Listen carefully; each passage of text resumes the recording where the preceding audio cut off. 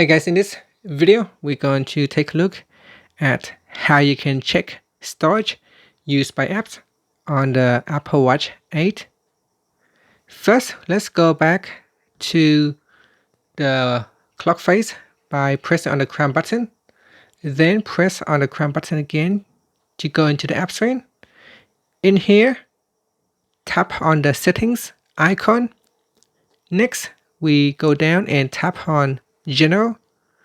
Then scroll down and tap on storage. At the top here, it will give you a summary of how much storage you have been used and what is the total capacity size for your watch. Now, if you scroll down, it will give you a breakdown of all the storage by apps. So here the most usage by apps is the podcast. It uses up 81 megabytes. And then I got mail and so on. If you scroll down, it will show from the most usage to the least usage by apps. And that's it. Thank you for watching this video. Please subscribe to my channel for more videos.